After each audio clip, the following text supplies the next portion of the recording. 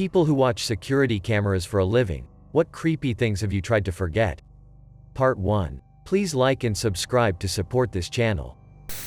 I work in a retail store, and for a while I worked security here. Watching the security cameras wasn't technically my job, but we were consistently short-handed in that department and the manager was grooming me for promotion, so I got to fill in and watch the cameras occasionally. One day when we were reviewing footage from overnights, we saw this teenager calmly set down his shopping basket, take off his hat and glasses, and just charge at a wall. Hit it head on. He did this 2 more times. When he was done, his face was a bloody mess, and he put his hat and glasses back on and just left. Weirded me right the hell out. I had a job reviewing hidden tape footage looking for people sabotaging sabotaging food product in a factory. The entire idea was creepy on one level. They made pasta, they were finding things like glass, screws, staples and shit in the product.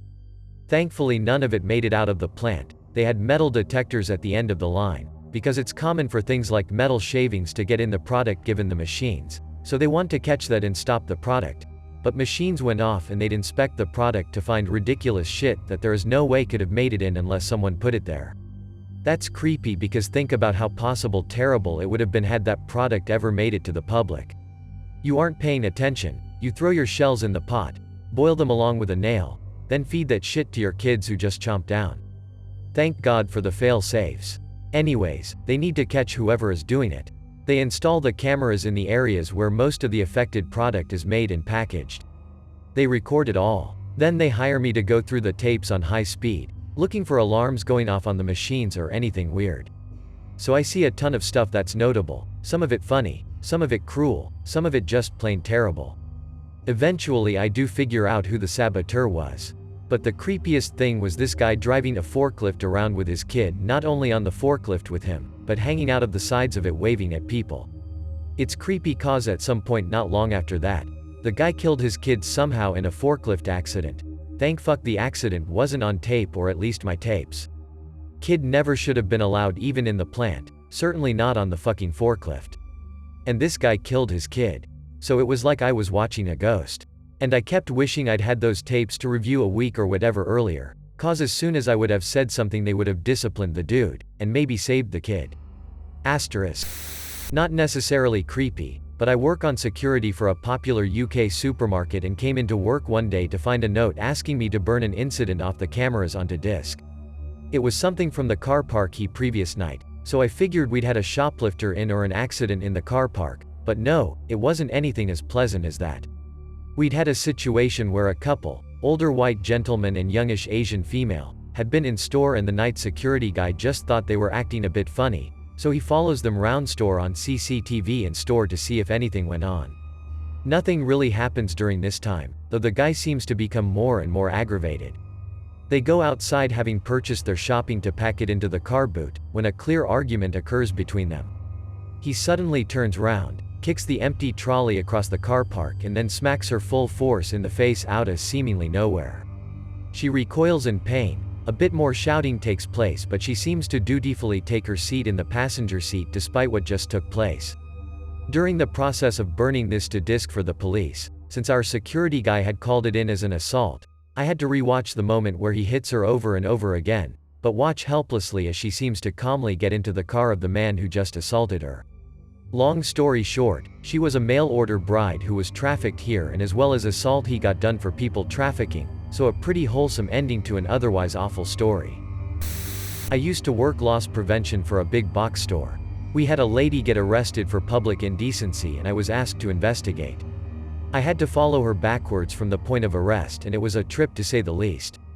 She arrived at the store swerving and nearly hitting several cars. She entered the store with 2 young children, both of whom are mentally handicapped. That lady literally dragged those kids around the store, slapping them and tugging at their ears, collars if they didn't obey. At some point she just abandons them in the clothing section, walks through the back doors, to the break area, and I'm assuming she thought it was the bathroom because she proceeds to pull down her pants and shits all over the fire exit door. She pulls her pants up, without wiping mind you, and goes back to the floor like nothing happened. Someone saw what she did and followed her. Luckily there's an officer in the store at the time and quickly approaches her when the associate tells him what she did. Needless to say, she was definitely high and/or drunk and was arrested. The scary part is, she did not mention those kids not one time. It wasn't until I reviewed the tape that I saw they were just still waiting by the shopping cart, completely oblivious and afraid to move. Child services was later called, and I still think about those kids often. Breaks my heart to think about the bullshit those kids must still be going through. Wasn't a security officer, but I worked at a 24/7 gas station for a while. One night my coworker accidentally killed himself while at work, and I made the mistake of watching the footage. He went to the back of the store with a bag of drugs, probably cocaine, snorted it and started acting funny for about 10 minutes. He then sits in the back office and gets fidgety, thrashing around until finally he just goes limp in the chair. He had died of a heart attack and sat there for 5 hours before anybody came in, thought the absence of an employee was strange, and called the cops. It was really weird seeing people come in and act all pissy for the lack of service. They'd just leave thinking someone was lazy. But nah, dude was dead. I used to do asset protection for a Walmart in a very heroin-addicted area.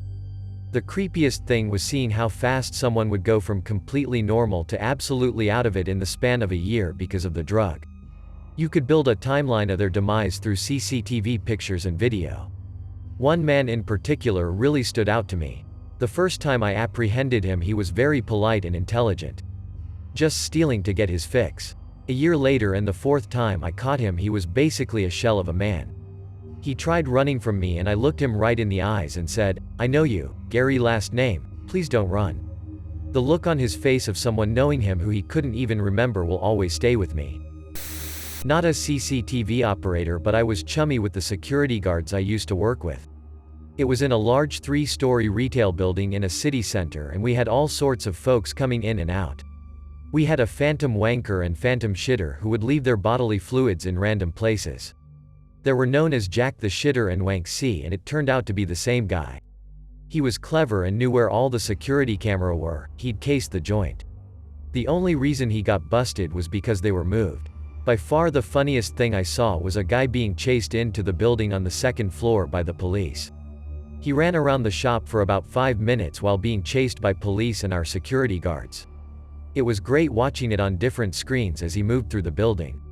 Anyway, he got to ground floor and underestimated the drop onto the escalator and broke his leg, and the escalator him brought back up to the feet of the security guards who were chasing him. It was brilliant. I used to do IT support for a charity that supplied housing and support for homeless people. A large proportion also had mental health issues, so there were a fair amount of interesting events that happened. Being in IT, I avoided experiencing most of it firsthand, though I was threatened with being stabbed on about my 3rd day. Anyway, I come in one Monday, and there's an email labeled, "Urgent," saying there was an incident at the stairwell of one of the properties on Sunday night, and could I pull the relevant CCTV footage and put it on a DVD. I had to do this fairly frequently. I skip through the footage, find the incident, usually a fight or blatant drug dealing, and burn it to DVD for the police. The email never mentioned what the incident was, so I skip through the footage, and watch as a clearly very agitated man ties a rope around a stair rail at the top of the stairs, then his neck, looks over the rail and then just casually tips forward over it. The rope flipped him round, and he dangled there twitching for far too long, before he just stopped. So yeah, that was a fun Monday. My friend used to run security for a parking garage, and he saw everything from drug deals to what he could only assume was prostitution going on, but the one thing he will never forget was the guy that got stabbed. He was walking down the parking garage looking drunk, which is why he was looking at him. From his explanation, he stops and starts yelling and flinging his arms around, and just outside of that camera's range was another guy in a hoodie and basketball shorts with the same type of body language. He runs to grab the only other person on staff to see if he should call security or the cops. When he gets back after what he says was 4 or 5 minutes, they are now in each other's face, and as the other guy calls security, he sees the hoodie guy stab the other dude in the stomach, abdomen multiple times before making a run for it. The next 5 minutes were traumatizing to just hear.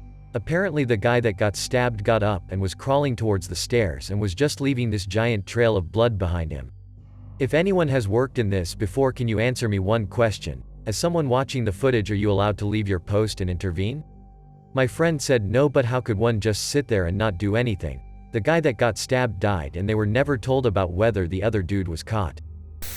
I used to work IT at a university, and last Easter we had a break-in. We found the footage of the guy going in at 2 p.m., leaving at around 3, and not really taking anything. Fast forward to 7 p.m. and the guy comes back in and is walking around the auditorium till 6 a.m. the next morning. In that time he proceeded to strip into his underwear, steal and wear a mask the Japanese exchange students made for the teacher, and smoke a shit ton. He managed to steal 6 full bags of random items. We've dubbed him as the Jackoff Bandit. I'm not in security, but I work for a bank and part of my job is checking the cameras in the morning for pings overnight, and then making sure all the pings were just squirrels or leaves, etc. Last week I saw a ping on our back entrance camera, and when I went to watch the video, it was a guy the first didn't recognize walking back and forth in front of the door at 3 a.m. for a solid 20 minutes. Like just pacing the whole time, and every couple minutes he'd stop and walk up to the door and stare into the camera. Then he'd go back to pacing. A car eventually went by and that must have set something in him off because he legit ran away and didn't come back.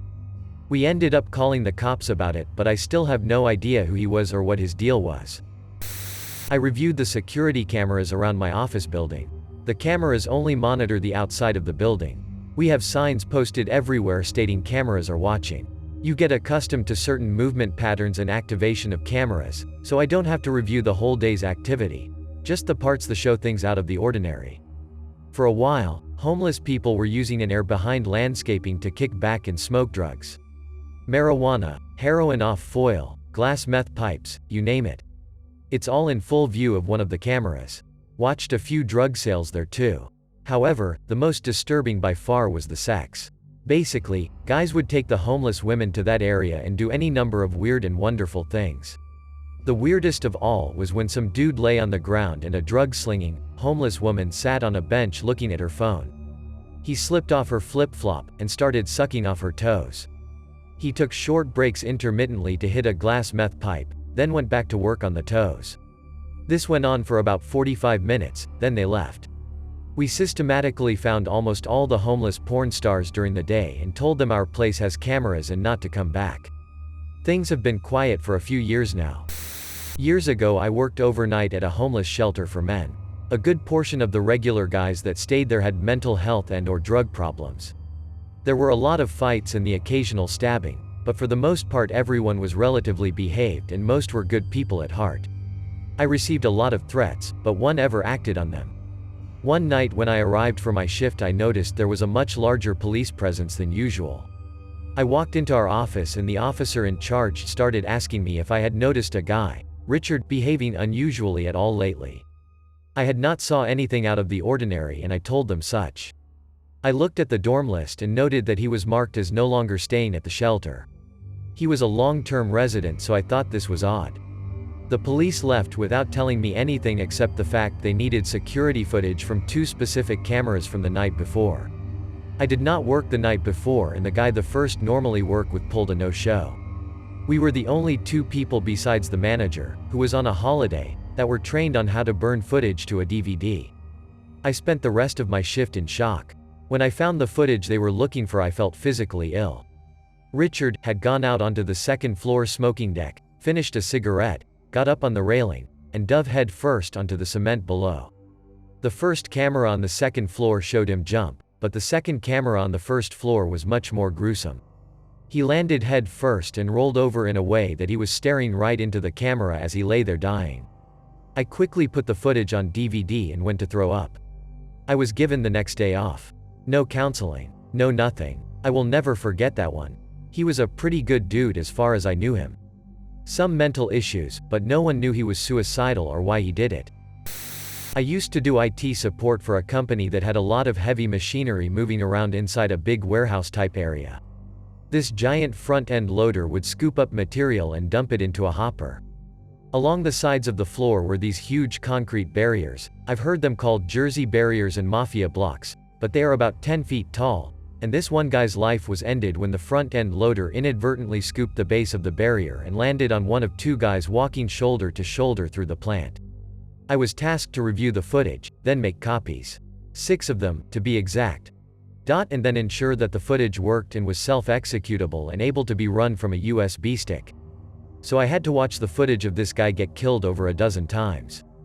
I, too, was offered counseling for just watching the video.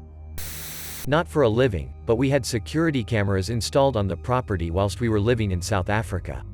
We had a monitor set up next to the bed so we could see what was happening on the 4 cameras without having to get up out of bed. One night we heard something, so we turn on the monitor and see nothing unusual. I'm ready to go back to sleep, but my partner thinks something is off about one of the cameras. Does this camera look like it's pointing in a different direction slightly, she asks. No. Same as always, and it's back to bed for me. She isn't convinced, so she starts watching the recordings. True enough, footage of some dude prowling around on the property and the camera catches him adjusting it. The terrifying bit? The way his face looked beneath the balaclava. Murder mask is what my so called it. Pretty creepy shit. Working in a rehearsal studio for bands, we had camera at the front desk that pointed down the hall with the entrances to all the rooms. One day I'm sitting there minding my own business and noticed there was a girl sitting in the hallway outside one of the studios. She had come in with the band that was practicing, and I just assumed she didn't feel like sitting in the loud space with the band. So I got up and went to tell her she was welcome to sit in the lobby where there was a couch and TV. I got around the corner and she wasn't there. I went back the desk and there she was, sitting in the hall waiting outside the room.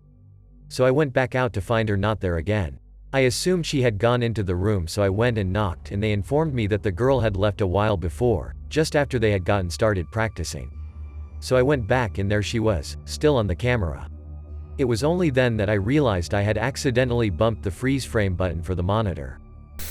So many of these will give me nightmares, so I'll throw one in the mix that I never want to forget. A year back I was working at a hostel and we have security cameras throughout the building. Watching the footage from the camera in the kitchen. It is about 2 a.m. and a very drunk guest walks in, grabs some snacks, and accidentally drops an empty bottle on the ground. He then proceeds to kick it up into the air, then kick it again in air, where it flies across the entire length of the room perfectly into the recycling bin. In his drunken state he threw up his hands, ran around in a circle clearly in shock at how amazing he is. Then after looking around he noticed there was no one there to see it. After that he looked visibly depressed and stumbled back out of the kitchen.